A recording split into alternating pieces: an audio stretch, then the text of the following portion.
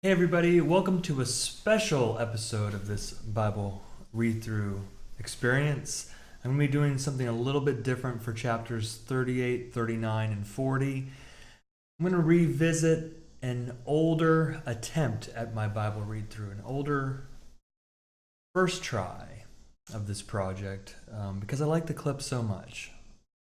Now I am going to actually read it again now, these chapters, so I'm not skipping over those chapters in this read through. Just for you, I'm going to be thrown back to an older time, a different time, and hope you enjoy. But this is DITLY Live. This is something a little bit different. If you've been following the Ditlys, you know I've been doing a daily Bible reading. Thank you, Shane. I'm doing a daily Bible reading, which has gone mediocre at best. But Ditley may be on hiatus, but the Bible never sleeps. It's always got one eye open. I'm going to read through Exodus 38, 39, and 40 in a very monotone, inexperienced way. So the idea here is to read 38, 39, and 40. The version I'm using is the New Revised Standard Version, which may or may not make you hate me, depending on your theological viewpoints. I'm just reading RSV or NRSV because I like it's kind of refreshing and different. I'm used to reading American Standard, and this has some interesting translations that shed a little bit of light on some of the words that I've taken for granted. I've got my vitamin C drink here. This is Emergency that my mommy sent me. Thanks, mommy. We're talking about building the tabernacle, and we've made, I think, all the cool stuff, which is we've already made the Ark of the Covenant and the lampstand and the table for the bread and the incense. So all the cool stuff's been done. Now we're going to get to the lame stuff. Can I say that about the tabernacle, that parts of it are more lame? I don't know. Chapter 38. He made the altar of burnt offering, also of acacia wood. Acacia wood, is that right? It was 5 cubits long and 5 cubits wide. It was square and 3 cubits high. He made horns for it on its 4 corners. Its horns were of one piece with, what is this? And overlaid it with bronze. He made all the utensils of the altar, the pots, the shovels, the basins, the forks, and the fire pans. All his utensils he made of bronze. He made for the altar a grating, a network of bronze, under its ledge, extending halfway down. He cast 4 rings on the 4 corners of the bronze grating to hold the poles. He made the poles of acacia wood and overlaid them with bronze. And he put the poles through the rings on the sides of the altar to carry it with them. He made it hollow with boards. Sometimes it's hard for me to follow the pattern here of some of these complex measurements, so I kind of just gloss over and just take in the spirit of the construction. I'm glad they're following it precisely as prescribed, I guess. He made the basin of bronze with its stand of bronze from the mirrors of the women who served at the entrance to the tent of meeting. All right, moving on to making the court of the tabernacle. He made the court for the south side. The hangings of the court were of fine twisted linen, 100 cubits long. Its 20 pillars and their 20 bases were of bronze, but the hooks of the pillars and their bands were of silver. For the north side there were hangings of 100 cubits long. Its 20 pillars and their 20 bases were of bronze, but the hooks of the pillars and their bands were of silver. For the west side there were hangings 50 cubits long, with 10 pillars and 10 bases. The hooks of the pillars and their bands were of silver. And for the front to the east, 50 cubits. The hangings for one side of the gate were 15 cubits, with 3 pillars and 3 bases. And so for the other side, on each side of the gate of the court were hangings of 15 cubits, with 3 pillars and 3 bases. All the hangings around the court were of fine twisted linen. The bases of the pillars were bronze, but the hooks of the pillars and their bands were of silver. The overlaying of their capitals were also of silver, and All the pillars of the court were banded with silver. The screen for the entrance to the court was embroidered with needlework in blue, purple, and crimson yarns and fine twisted linen. It was 20 cubits long and along the width of it, 5 cubits high, corresponding to the hangings of the court. There were 4 pillars. Their 4 bases were of bronze, their hooks of silver, and the overlaying of the capitals and their bands of silver. All the pegs for the tabernacle, for the court all around, were of bronze. Excellent. If you're just joining us, we're in chapter 38 of Exodus, and we're going to try to read through 40 tonight. These are the records of the tabernacle of the covenant, which were drawn up at the commandment of Moses, the work of the Levites being under the direction of Ithamar, son of the priest of Aaron. Bezalel, son of Uri, son of Hur, of the tribe of Judah, made all that the Lord commanded Moses. And with him was Oholiab, son of Ahisamach, of the tribe of Dan, engraver, designer, and embroiderer in blue, purple, and crimson yarns and in fine linen. If you've been reading through this, they got the top tier specialists in yarn, in construction, in detail work, and they're doubling their efforts to build this tabernacle as directed to Moses. All the gold that was used for the work in all the construction of the sanctuary, the gold from the offering was 29 talents and 730 shekels, measured by the sanctuary shekel. The silver from those of the congregation were counted was, the silver from those of the congregation who were counted was 100 talents and 1,775 shekels, measured by the sanctuary shekel. A bekah, a head, that is, a half shekel, measured by the sanctuary shekel. For everyone who was counted in the census from 20 years old and upward, for 603,550 men. The 100 talents of silver were casting the bases of the sanctuary and the bases of the curtain, 100 bases for the 100 talents, a talent for a base. Oh boy, this is hard. We're going to get through this though. Of the 1,775 shekels, he made hooks for the pillars and overlaid their capitals and made bands for them. The bronze that was contributed was 70 talents and 2,400 shekels. With it, he made the basis for the entrance of the tent of meeting, the bronze altar and the bronze grating for it, and all the utensils of the altar. The bases all around the court, and the bases of the gate of the court, all the pegs of the tabernacle, and all the pegs around the court. All right, that's chapter 38. Whew, complicated. Let's see if we have any questions or comments.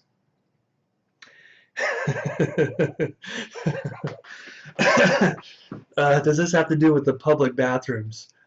Could be. If you see a theological connection, maybe we'll find something in the Old Testament here where God commanded that all waste facilities shall be segregated by gender, because we don't want male and female to be within 10 feet of each other. Well, I'm going to just stop there. So sorry, no, if you're looking for some grand connection tonight, no, this is just reading the Bible straight through. We're just reading through because this is what I need to do. Chapter 39. Of the blue, purple, and crimson yarns they made finely worked vestments for ministering in the holy place. They made the sacred vestments for Aaron, as the Lord had commanded Moses. He made the ephod of gold, of blue, purple, and crimson yarns, and of the fine twisted linen. Gold leaf was hammered out and cut into threads to work into the blue, purple, and crimson yarns, and into the fine twisted linen, in skilled design. They made for the ephod shoulder pieces, joined to it at its 2 edges. The decorated band on it was the same materials and workmanship, of gold, of blue, purple, and crimson, and the fine twisted linen, as the Lord commanded Moses. The onyx stones were prepared, enclosed in settings of gold filigree, I have no idea what that is, and engraved like the engravings of the signet, according to the names of the sons of Israel. He set them on the shoulder pieces of the ephod, to be stones of remembrance for the sons of Israel, as the Lord had commanded Moses. He made the breastpiece in skilled work, like the work of the ephod, of gold, of blue, of purple, and crimson yarns, and the fine twisted linen. It was square. The breastpiece was made double, a span in length and a span in width when doubled. They set it in 4 rows of stones. A row of carnelian, chrysolite, and emerald was the first row. And the second row, a turquoise, a sapphire, and a moonstone. If someone could look up the word ephod real quick, because I can't remember what an ephod is. I think it's like a headpiece or shoulder piece. The second row, a turquoise, a sapphire, and a moonstone. And the third row, a jacinth, an agate, and an amethyst. And the fourth row, a beryl, an onyx, and jasper. They were enclosed in settings of gold filigree. There were 12 stones from the names corresponding to the names of the sons of Israel. They were like signets, each engraved with its name for the 12 tribes. I think that would be pretty cool to have the 12 tribes written in stone. Maybe I'll do that for Halloween. They made on the breastpiece chains of pure gold, twisted like cords, and they made 2 settings of gold filigree and 2 gold rings, and put the 2 rings on the 2 edges of the breastpiece. And they put the 2 cords of gold in the 2 rings at the edges of the breastpiece. 2 ends of the 2 cords they had attached to the 2 settings of the filigree. In this way they attached it in front to the shoulder pieces of the ephod. Then they made 2 rings of gold and put them at the 2 ends of the breastpiece, on its inside edge next to the ephod. They made 2 rings of gold and attached them in front to the lower part of the 2 shoulder pieces of the ephod, and its joining above the decorated band of the ephod. Ephod, noun. In ancient Israel, a sleeveless garment, so it is like a vest. It's like something your mom would wear on Thanksgiving. An ephod. They made 2 rings of gold and attached. I already read that. They bound the breastpiece by its rings to the rings of the ephod with a blue cord, so that it would lie on the decorated band of the ephod, and that the breastpiece should not come loose from the ephod, as the Lord had commanded Moses. He also made the robe of the ephod woven. They had a robe too attached to the ephod. It's like a vest with a robe. The robe of the ephod woven all of blue yarn, and the opening of the robe in the middle of it was like the opening in a coat of mail, with a binding around the opening so that it might not be torn. On the lower hem of the robe they made pomegranates. They made pomegranates of blue, purple, and crimson yarns. They also made bells of pure gold. This is getting fancy. And they put the bells between the pomegranates on the lower hem. I wonder, we'd probably laugh at people today that wore that. Put the bells between the pomegranates, the lower hem of the robe all around, and between the pomegranates a bell and a pomegranate all around the lower hem of the robe for ministering, as the Lord had commanded Moses. They also made the tunics woven of fine linen for Aaron and his sons, and the turban of fine linen, and the headdresses of fine linen, and the linen undergarments of fine twisted linen, and the sash of fine twisted linen, and of blue, purple, and crimson yarns, embroidered with needlework, as the Lord had commanded Moses. They made the rosette of the holy diadem of pure gold, and wrote on it an inscription, like the engraving of a signet, holy to the Lord. They tied to it a blue cord to fasten it to the turban above, as the Lord had commanded Moses. All right, the work completed. In this way, all the work of the tabernacle of the tent of meeting was finished. The Israelites had done everything just as the Lord had commanded Moses. Then they brought the tabernacle to Moses. They brought the tabernacle. It was mobile. That's one of the features of a tabernacle, is it can move. The tent and all its utensils, its hooks, its frames, its pillars, its bars, and its bases, the coverings of the tanned ram skins, and the covering of fine leather, and the curtain for the screen, the Ark of the Covenant, that's the cool part, with its poles and the mercy seat, the table with all its utensils, and the bread of the presence, the pure lampstand with its lamps set on it and all its utensils, and all the oil for the light, the golden altar, the anointing oil, and the fragrant incense, the screen for the entrance of the tent, the bronze altar and its grating of bronze, its poles, all its utensils, the basin with its stand, the hangings of the court, its pillars and its bases, and the screen for the gate of the court, its cords, its pegs, the utensils for the service of the tabernacle, for the tent of meeting, the finely worked vestments for the ministering in the holy place, the sacred vestments for the priest Aaron, and the vestments of his sons to serve as priests. The Israelites had done all of the work just as the Lord had commanded Moses. When Moses saw that they had done all the work just as the Lord commanded, he blessed them. Thank goodness they nailed it. They nailed it.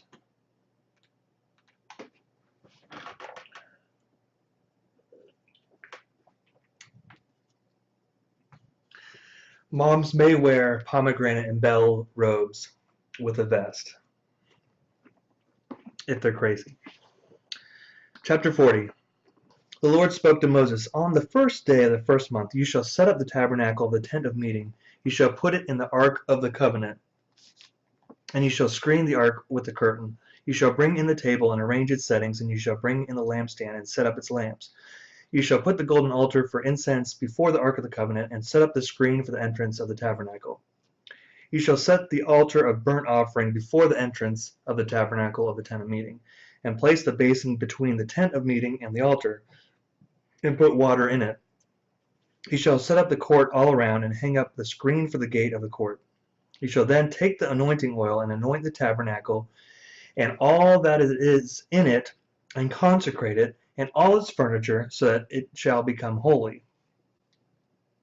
You shall also anoint the altar of burnt offering and all its utensils, and consecrate the altar. You shall also anoint the basin.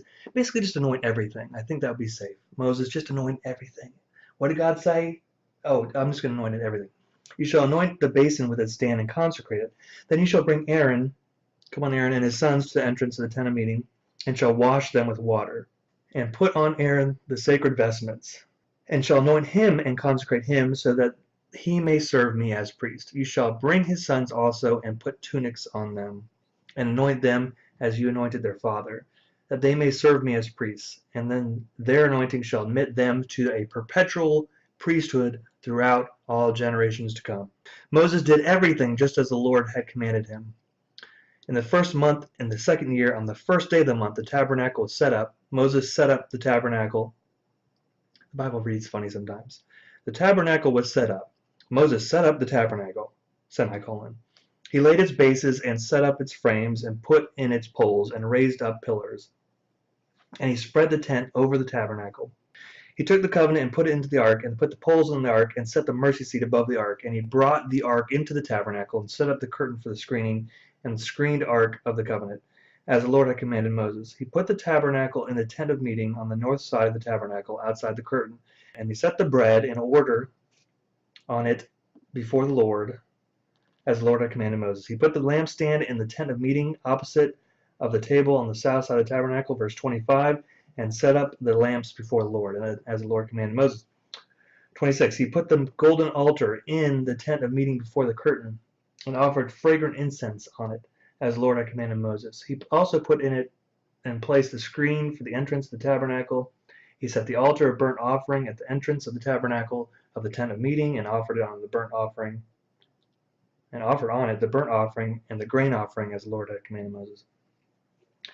He set the basin between the tent of meeting and the altar, and put water in it for washing, with which Moses and Aaron and his sons washed their hands and their feet. When they went into the tent of meeting, and when they approached the altar, they washed, as the Lord had commanded Moses.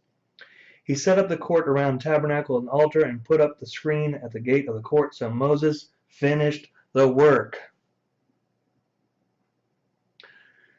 Then the cloud covered the tent of meeting, and the glory of the Lord filled the tabernacle. Moses was not able to enter the tent of meeting because the cloud settled upon it, and the glory of the Lord filled the tabernacle. Whenever the cloud was taken up from the tabernacle, they talk about this cloud like it's some common occurrence. Oh, the cloud's back. Watch out, can't go in the tent, the cloud's here. Whenever the cloud was taken up from the tabernacle, the Israelites would set out on each stage of their journey. But if the cloud was not taken up, then they did not set out until the day that it was taken up. For the cloud of the Lord was on the tabernacle by day, and fire was in the cloud by night, before the eyes of all the house of Israel at each stage of their journey.